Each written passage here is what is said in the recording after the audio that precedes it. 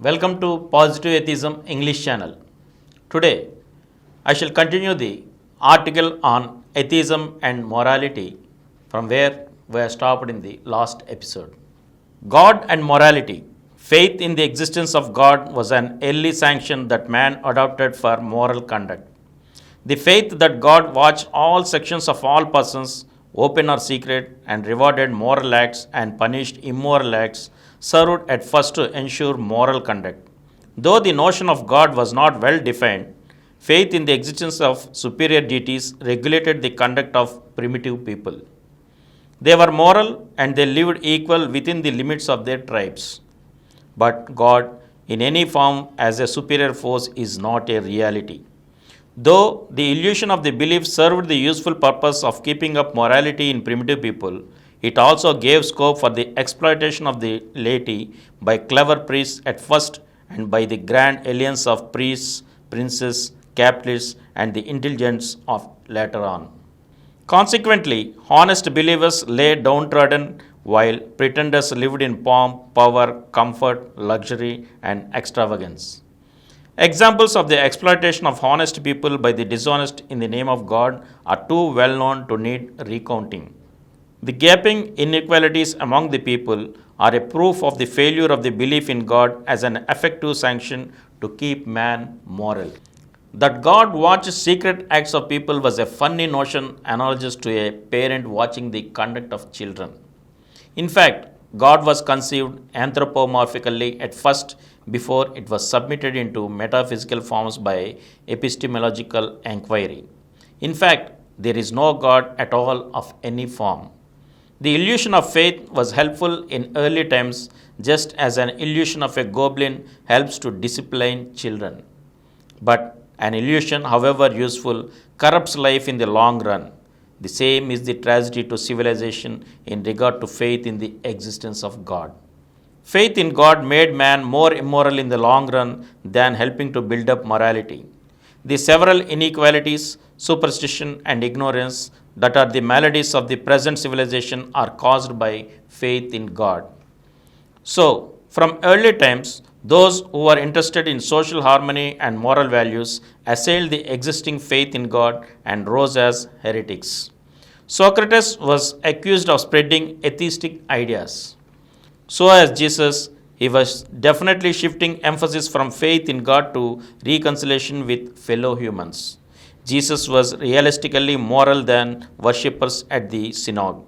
It is no wonder that Jesus was crucified for speaking blasphemy. Similarly, Mahatma Gandhi was assassinated by a Hindu for the crime of preaching communal harmony and accord between Hindus and Muslims. Every moralist has been a heretic of his age. Therefore, real morality requires atheism for its growth. Now, atheism and morality. Atheism shifts the basis of the sanction of a morality from the illusion of a God to the real social need. The immorality of one impairs the happiness of others involved in the social relation. If the speaker at a meeting comes late, he wastes the time of the audience that assembled to listen to him. In the theistic context, the audience would curse their fate and stars for the late coming of the speaker. Some even may pray to God that the speaker may be sent in time. But in atheist context, the audience will rise in protest and pull up the speaker for his lateness. The audience may even demand the speaker to make amends for his fault. Atheists do not leave a latecomer to be punished by God. They punish him here and now.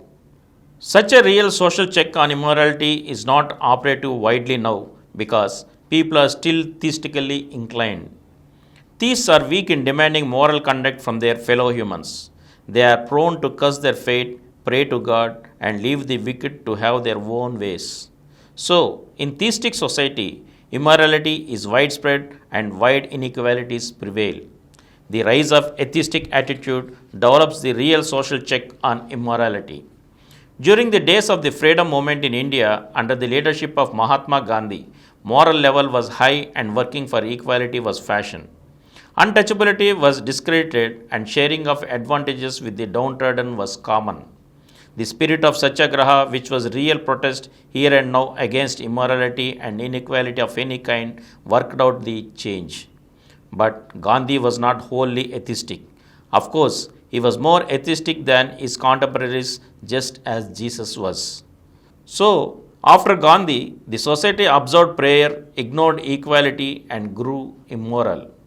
If Gandhi had been avowedly atheistic, there would have been little scope for reversion to inequality and immorality. Today, what is left of Gandhism is regular prayers but not working for economic and social equalities. The same is the case with the followers of all prophets. The content atheism in their teachings increased morality, and the remnants of theism corrupted society again with immorality.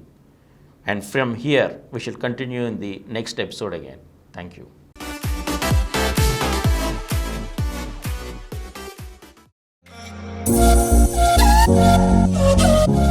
For more videos, please subscribe to this channel Positive Atheism and activate the bell icon.